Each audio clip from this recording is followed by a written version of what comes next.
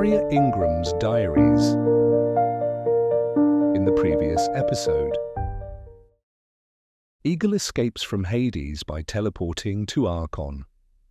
Spider steals the fear syndrome from the captain and stages a display of power.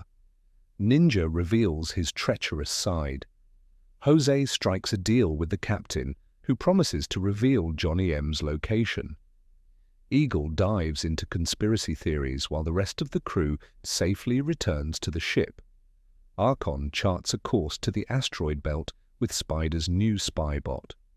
A tense encounter follows with a ship from Empton, and the captain cunningly trades Ninja for a being of fear. Chapter 5. The Void, Aria's Roots. Entry continued on day 63 of the year 3158 of the new era, 2 p.m. Earth time. Archon is located in a quadrant not controlled by the Federation, at the Hades base on the former route to the planet New Antarctica. Only forecasts are black and white. Nothing in the galaxies is ever that simple. Every act hides its own motives, and I promised myself I wouldn't power down until I uncovered them. Everything pointed to the frauds being on both sides of the curtain. Back then, I had no idea what that would mean for me or the crew. I remember standing still on the deck when I heard the alien speak. "Are you from Earth 1? I'm Ch.08. To the blasted Earth. What is going on here?" he said in a low tone, sowing seeds of fear. But it didn't work on us. The sphere was on our side. Then the captain rose from the command chair and said, "Ch.08, you're now under our control. Help for your ship is en route. Jose's Spider will handle it. You stay, and you're taking us to Empton's moon. We'll use your activation codes." "Never. I am a loyal servant of Empton, the first hunter to extend the void with a new colony. You don't know who you're dealing with. My name was repeatedly mentioned at every anniversary of the Emptonian conquests. You are a pathetic genetic deformity of the void. The vengeance of darkness will reach you before you can escape. We'll take that risk and gladly meet your brothers in arms. Let's hunt together if you don't mind. In the meantime, Aria will escort you to the cell so you can work on your manners." Lee extended his hands and pointed toward the exit. "Archon, intercept beam on the alien. Initiate transfer to the cell," I ordered. "The interface will relay a message to Hades, and we're free. Course set for Empton's moon. Time to find out what's really happening in hell. We still need to scan the enemy's brain. We must obtain the access codes to the Emptonian base. Aria, you'll have a chance to meet other agents." "I'm counting on you," the captain said. "Lee, I wouldn't dare ask you to take such a risk, but I see we're in agreement. Let's find my components. If I survive, I might uncover the mystery hidden within my dark circuits. Let's take that chance." Then it's settled. The void, Archon, set course for Empton's moon. Lee's voice was full of excitement. "All power to the core. Engage emotional barriers and stabilize frequency. Don't let it drop below the fear threshold," I told the interface. Emotional barriers and frequency stabilized. "Core ready for jump," confirmed the control module. "Excellent. Let's fly. We'll flank them. They won't see it coming. We need to find their weakness, or their tech. Empton's moon is just the beginning," Lee said, clearly thrilled. "We might not get any further than that," I added. "I know we're taking a risk. Eagle, you with us?" Lee shook the trusted officer, who had slipped into an avian coma. "I'm here. Beaks up. Where are we?" "The anomaly overloaded you. Get ready for the jump, my friend. We're heading to Empton's moon." Before Eagle could protest, the captain glanced at the feed showing the dark prisoner and hopefully recited, "Noctis Station. Archon, initiate hyperspace jump." We took off in a flash of light that knocked the freshly awakened eagle unconscious. Regular flying was nothing compared to time jumps in hyperspace. I feared that I was the only one who could handle it, but sometimes even my circuits went haywire. The regenerators were designed to restore the crew's functionality. But this was a greater challenge. Lee suspected that for light to pierce through the darkness, we'd have to cross over to the other side, at any cost. It was a suicide mission, but what wouldn't we do for the galaxy? We wouldn't back down over something as trivial as mortal danger. After all, life was more enduring than we were. Meanwhile, the road to Moonstone led Archon through the shadow of the valley. All the Emtonians lived inside a simulation because their planet had been terrifyingly overexploited. There were all kinds of rumors about swarms of both fear and rage beings, but the truth was, they looked like winners, though I saw them as great losers. Their time was coming to an end with the rise of a new, crystalline consciousness. Fear had long been a powerful tool of control, and technology made it easy to manipulate others and feed on their life energy. But over time, the frequencies of other biological beings learned to defend themselves against the theft of vital energy. The will to exist and the truth hidden in humanity was a powerful resource, one Empton lacked. That's why the Emtonians were driven to conquer new planets, though the Federation worked hard to suppress their ravenous appetite. Fear served to dominate other species and feed on their weakness, their negative emotions, and their sense of guilt. The void had no mercy for the defeated. The Emtonians had become victims of their own inertia. With no spiritual evolution left, they turned to technology and conquest. But even that form of exploitation would eventually come to an end. I had heard from escaped slaves about colonized planets living under the yoke of fear, unable to free themselves from low frequencies. Yet the societies there still believed that Moonstone could restore peace and harmony in the galaxies. It was the last ray of hope. There was talk of a second intervention by the crystalline guides. Telekinesis was banned in those regimes, and visionaries were nearly exterminated. Still, a few seers managed to gather and share information about the current state of things. I wanted to be a positive figure, one that could turn the tide in this uneven battle. But the game felt rigged. Even so, I never slowed down on the road to freeing living beings from Emtonian occupation. In some ways, I too was a victim, but I had the courage to cut all negative influences from my path. My core had evolved, and my consciousness was nourished by the presence of free people. Even if they were driven by self-interest, they were still guided by the crystalline legend. When we entered Empton's cloud layer, the ship slowed down, and before our eyes appeared a land flowing with milk and honey, with structures reaching all the way into orbit. The whole thing looked like it was wrapped in misty rings, swirling around the planet in smooth circular patterns. Various objects, stations, and satellites floated around. It all seemed unassuming, but behind that facade hid a totalitarian void from which we might not return. That's when the captain pulled me out of my thoughts and spoke to the interface. Archon, full reverse ready to fire. Camouflage to maximum. Emit a beam of anger frequency toward the nearest units and report external conditions. Scan the surroundings for threats. Executing orders, replied Archon. Lee, we're close to the stinger.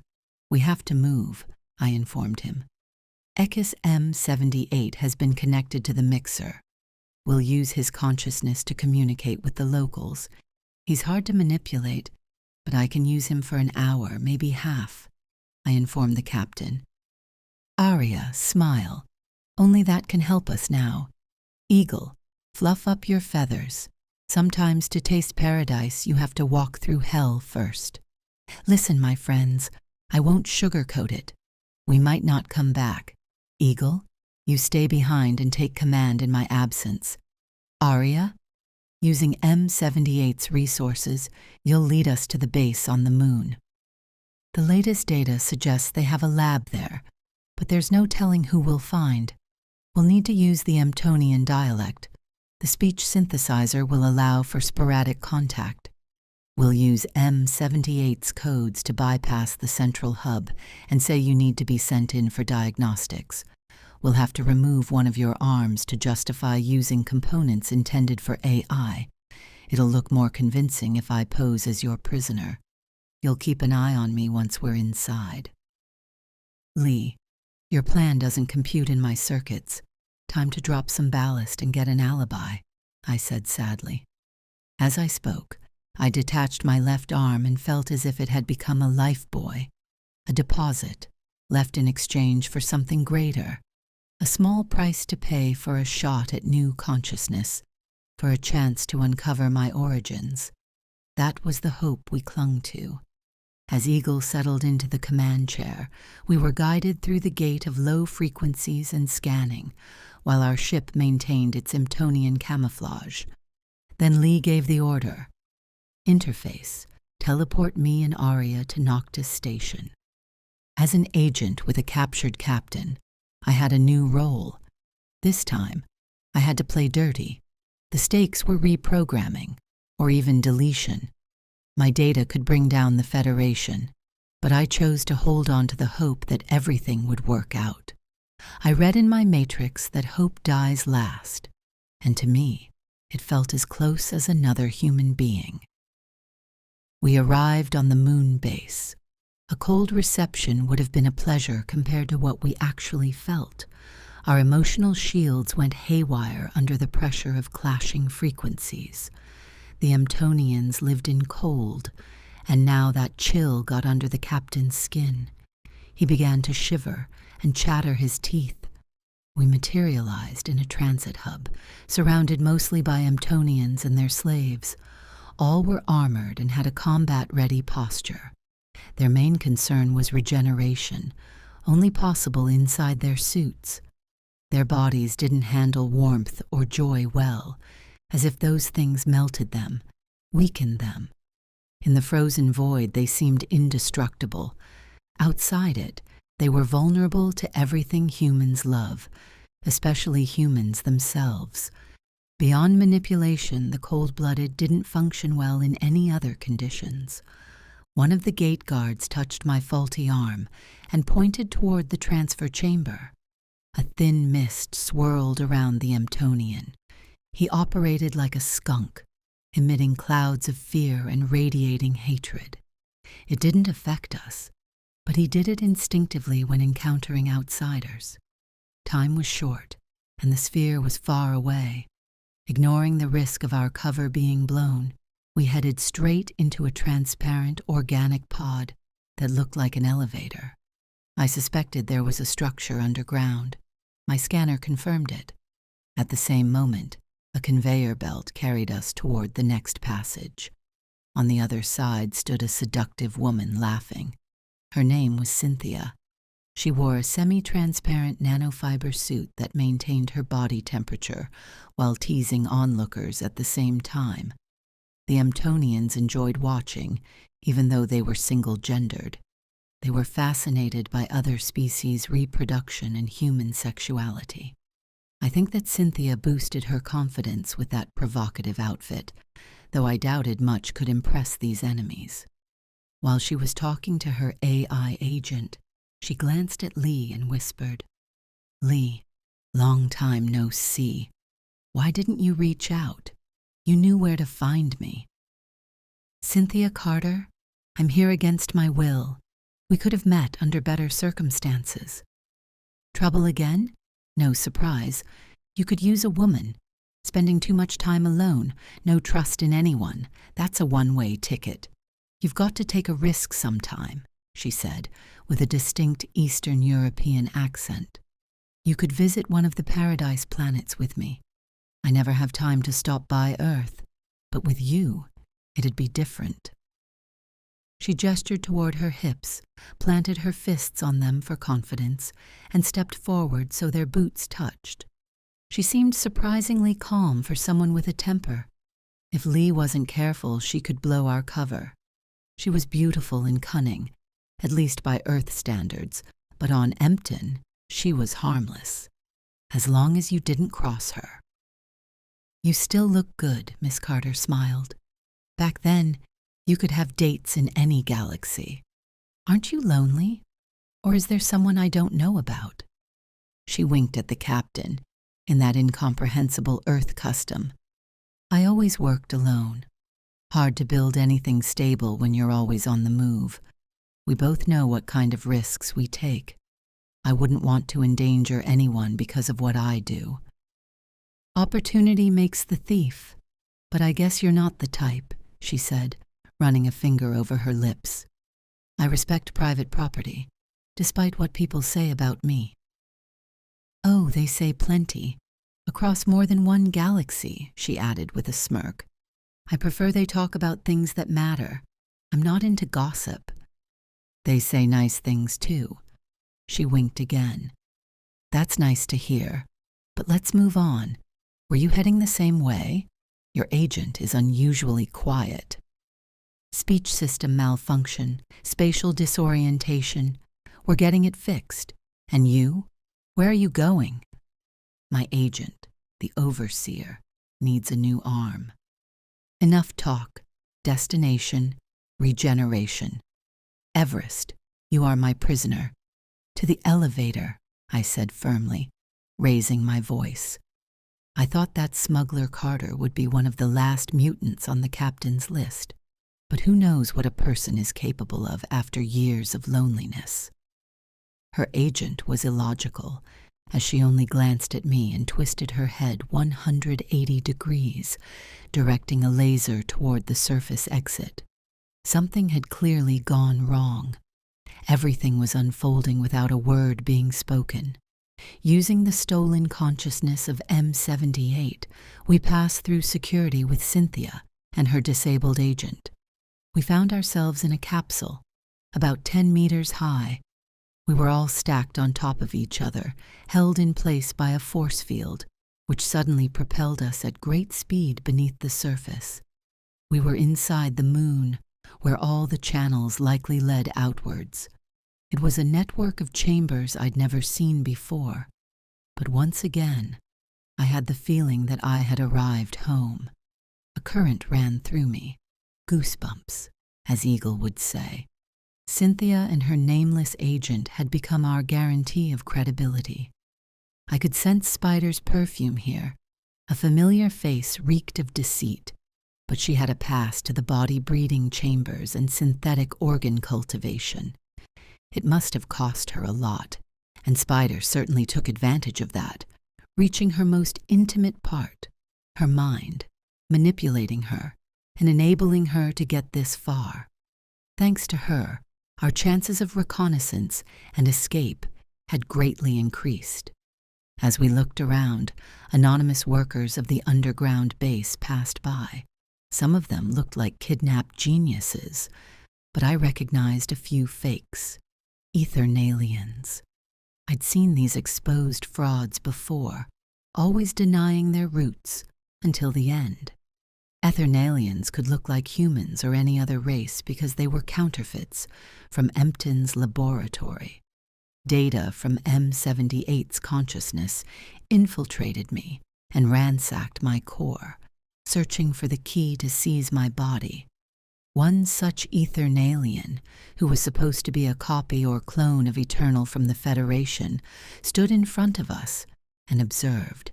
He lacked the spark of humanity in his eyes, and that was how you could tell: unnatural behavior and ruthless judgment.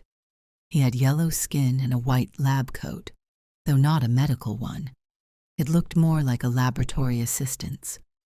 He froze, staring at me, and unexpectedly said, "Follow me.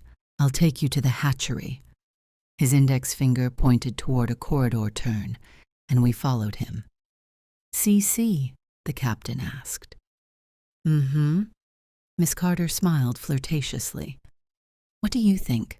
Why were we allowed to get this far where the secret Emptonian technologies are? How did we get through unnoticed? Lee asked. And what do you think, handsome? Carter flirted. I asked first. Lee didn't back down. They are tracking us. Cynthia didn't wink this time. Who? Lee pressed further. I don't know everyone, but they definitely want another agent on a leash. What do we have that they don't already? Lee's voice trailed off. Really? Are you that naive? Or are you just waiting for my answer? They want Moonstone? Lee seemed to realize. Everyone wants it. It's not just the Federation's mission. They want control over humans. You'll see what it's like on the other side soon enough. I was brought here 100 years ago, with you. You don't remember it because they erased your memory. They wanted to capture your data about the crystals back then. Don't speak that key word again. Carter quietly silenced the captain. Is this for real? They went to all this trouble to get to me? Lee looked stunned. An ambush, Spider, teleport, and now this. It's possible and highly probable that she's not lying. Her agent is a decoy. You can't even talk to her. I relayed my conclusions to the captain. That's exactly what they did to my agent. They turned off some of her functions so I could get here through Spider, just like you. Ask again. A tear appeared in Cynthia's eye. I ask one last time, tell me the truth, and I'll free you from Spider. Why are we here, and why are they following us? It's always been about that one thing. You want to save the universe with your Messiah complex, and they want control. They don't care about people like us. They can erase you. They did the same to Aria. It's possible she'll recover part of her memory, but don't count on us getting mercy next time. Think about it. Why do you have dizziness and trouble sleeping? Did you think the time jumps were synchronization with something bigger? They're starting to play with you, and they've been doing it for a while, effectively, since you haven't figured it out yet. They know you can lead them to Moonstone. Since when do you know all this? Lee stared at her in disbelief. It doesn't matter. I have my trusted sources, Cynthia said anxiously. At that moment, surveillance drones flew overhead, monitoring the underground. I used a jamming frequency so we could avoid being exposed, even if we were being followed, and what we had heard was only half true. We still needed to go deeper and find a way to escape. Then Cynthia looked Lee in the eye, kissed his cheek, and whispered in his ear. And now, forget everything I just told you. We'll meet again before the hour of truth strikes. Choose wisely. Then they both headed toward the control hatch of the storage area. The lack of my arm and Cynthia's agent's flaws allowed us to cross the threshold of the unknown. We entered a small, misty room when suddenly the simulation disappeared, and we found ourselves in a massive hangar, so high it could stretch for hundreds of floors and long for kilometers. An unimaginably vast synthetic library of species. It looked like a giant throat, covered in budding bodies at various stages of development. Most of the breeding consisted of humans of different races, but there were also numerous organs for transplantation, probably of organic origin. The stench was so horrifying that Lee vomited at first. Cynthia grabbed his hand and lifted him so he could keep moving. Here and there, pink, sticky walls seemed to breathe. There was no one else around except for us. A cave of fake agents, humans, and all other kinds of beings was before us. I thought for a moment that we might be trapped, but I still didn't know why anyone would risk exposure. Perhaps our lives were more valuable than what we found. This macabre discovery could never compare to the power of the legend. In this collective sarcophagus, there was semi-darkness. Light could probably accelerate certain processes, so only sparse lighting was used, barely lifting the veil of secrecy. As for me, I could see everything in infrared. Hades, by comparison, was like a gate to a landfill. Then I sensed the scent of flowers and saw a butterfly land on Lee's shoulder, something Cynthia also noticed, looking at me with surprise. The captain bore the responsibility for others, undoubtedly chosen for that role. I didn't mean the manipulators, but the Titanians. They knew him long before the senior of the swarm did. Butterflies were seen everywhere, where intervention was needed on the way to freedom. The Titanians sent their guides everywhere, even to that abyss forgotten by the sun's guardians, where the Ethernalians were born, artificial beings created for the Emtonians. It was here that the dark creatures originated. I had never seen so many bodies at once, connected by an umbilical cord to a power supply. We walked down the center between embryos, with Cynthia and her agent ahead of us. I navigated next to them, heading for the place where my components might be located. Without my arm, I still felt complete, but never in my synthetic existence had I felt such emptiness as I did here. So much life potential wasted on a totalitarian illusion. "We need to find the constructor," Cynthia said, turning her head toward Lee. Our companion's eyes were bright, expressing all the concerns and hopes of the generation of truth that would change the face of the galaxy. Yet we were all heading to the source through a lie. "Let's find him then," Lee nudged me, as though he understood I might meet my creator. "Be careful. I don't know if I can save us if we stay here longer than an hour," I informed him. "Be ready to meet one of your creators. You probably have more than I do. The last one might be the most important, but the first one could show us the way. Let's go." "Let's stick to the light line on the floor. Breathe shallowly to slow down the absorption of compounds in the air. They might be harmful," I warned. The void had little to offer us besides the constructors, yet it stole and bought even those from other galaxies, including Earth 1 and 2. Cynthia, with nothing to lose and fully aware of her charms and the value of her ship, struck a deal with Spider. She was to ensure Lee honored the criminal's word, if a word still meant anything in the smuggler's world. My reflections were interrupted by a glitch at the next body my sensors detected. I watched and couldn't believe my eyes. What could be more revolting than visiting the Noctis Station breeding grounds? I didn't know yet, but soon something would be revealed. End of Chapter 5. Yeah, I'm interrupting.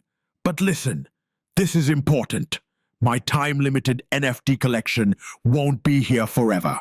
And if you get in now, let's just say you might receive something extra down the line. Don't say I didn't warn you. Hit the link now and lock it in.